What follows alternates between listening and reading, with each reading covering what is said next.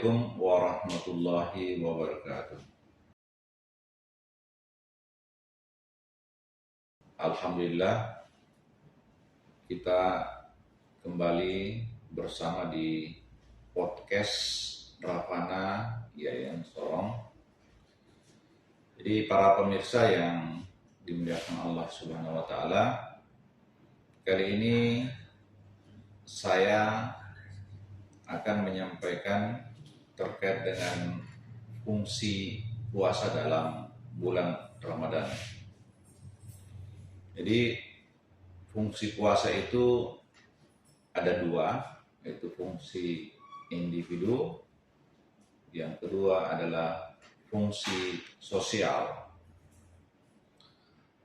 Puasa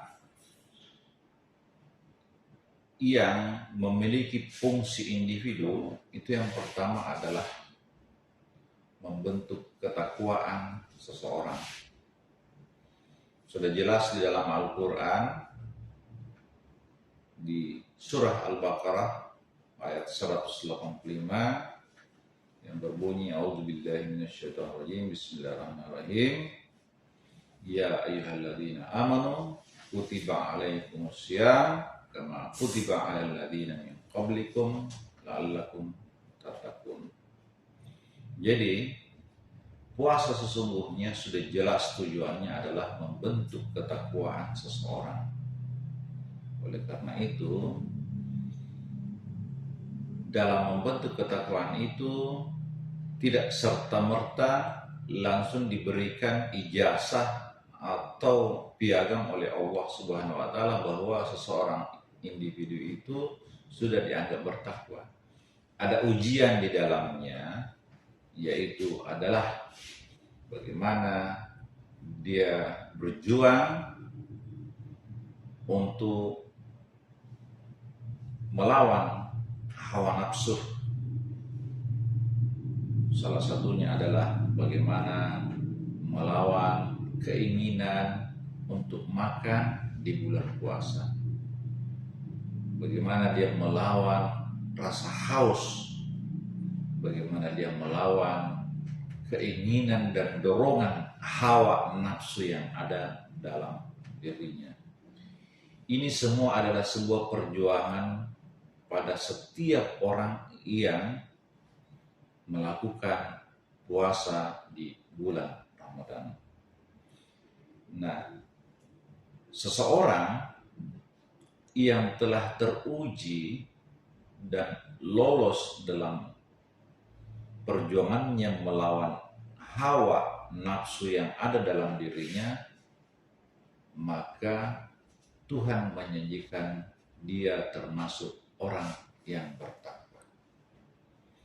Yang kedua, pemirsa, khususnya fungsi individu adalah bahwa orang yang berpuasa itu berjuang untuk penyucian jiwa, tazkiyatun nafs, istilah Arabnya ya.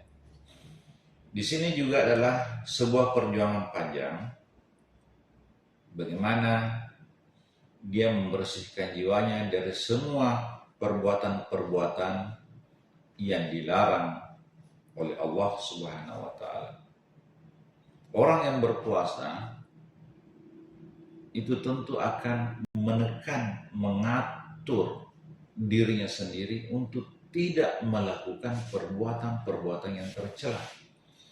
Contoh misalnya ketika dia marah kepada seseorang, maka dia harus mengatur dirinya, melawan dirinya untuk tidak marah kepada seseorang. Dan bagaimana seseorang itu bersabar untuk senantiasa menjaga perbuatannya untuk tidak melakukan pelanggaran-pelanggaran. Karena setiap hari manusia itu banyak sesungguhnya melakukan perbuatan, tetapi ketika berpuasa maka seluruh unsur-unsur pelanggaran itu selalu dia harus ingat, harus berhati-hati. Inilah dalam bentuk kesabaran menjaga perbuatan-perbuatan, jangan sampai melakukan pelanggaran yang dianggap di hukum Allah itu adalah sebuah perbuatan keji, apalagi mungkar. Yang ketiga Bapak Ibu sekalian adalah kontrol diri. Ini tadi bagian dari tazkiyatun nafs, tapi kontrol diri itu adalah bagaimana seseorang mulai dari bangun hingga tidur, dia betul-betul dapat mengontrol dirinya dari semua pekerjaan-pekerjaan, mengontrol dirinya untuk selalu berbuat baik, rajin mendirikan sholat, rajin berbuat amal-amal soleh yang bermanfaat untuk dirinya dan juga bermanfaat untuk orang lain. Kontrol diri ini jauh lebih penting karena menyangkut apa saja yang dipikirkan dan apa saja yang akan dilakukan, baik itu perbuatan soleh dan menahan untuk tidak berbuat kesalahan maupun merugikan orang lain. Ini. Kemudian yang keempat, fungsi individu adalah bahwa berpuasa bagi seseorang itu berfungsi untuk menyehatkan badan seseorang. Banyak penelitian yang menunjukkan bahwa orang yang melakukan puasa akan mengalami perubahan drastis pada tubuhnya, yaitu menuju kepada kesehatan. Maka tidak salah, jauh-jauh sebelumnya Rasulullah SAW bersabda, sumu tasihu, berpuasalah maka akan kamu dapatkan kesehatan. Salah satu di antaranya yang pernah melakukan penelitian terkait dengan puasa adalah Dr. atau Profesor Dr. Zakir Naik. Ini juga pernah melakukan tentang apa sih fungsinya puasa terhadap tubuh manusia. Ternyata banyak. Ya. Salah satunya adalah bagaimana meregenerasi sel-sel yang ada dalam tubuh kita. Sel yang sudah usang itu diganti dengan sel yang baru. Itu salah satunya. Dan masih banyak lagi fungsi-fungsi puasa untuk kesehatan tubuh kita. Kemudian kita kembali yang kedua adalah bahwa fungsi sosial di bulan puasa adalah yang pertama, itu dapat meningkatkan solidaritas umat. Bayangkan Bapak Ibu sekalian, ketika memasuki bulan puasa, maka ada suasana di seluruh dunia yang menunjukkan bahwa kita benar-benar sudah memasuki bulan puasa. Bahkan 2 bulan sebelumnya itu sudah diberikan informasi-informasi yang jelas bahwa sekarang bulan Rajab, bulan Sya'ban, dan siap-siap masuk bulan puasa. Meskipun ketika memasuki bulan puasa di hari pertama kadang ada perbedaan waktu, tapi itu sudah wajar ya di seluruh dunia.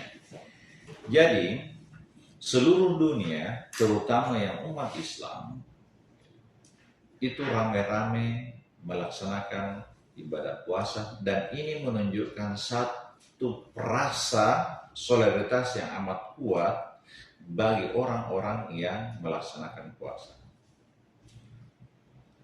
Yang kedua adalah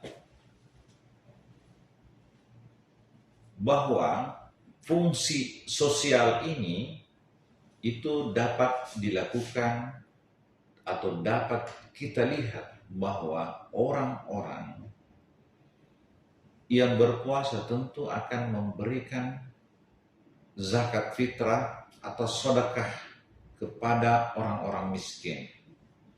Ini menunjukkan bahwa orang-orang yang berpuasa selain berfungsi positif untuk dirinya, dalam artian bahwa mereka ini akan mendapatkan derajat takwa, juga akan memberikan dampak positif kepada orang lain, terutama masyarakat yang masih kekurangan, misalnya masih miskin, maka dia butuh pertolongan. Orang-orang seperti inilah yang mendapat berkah dari adanya bulan Ramadan. Bapak Ibu sekalian yang saya hormati, fungsi yang ketiga dari unsur fungsi sosial adalah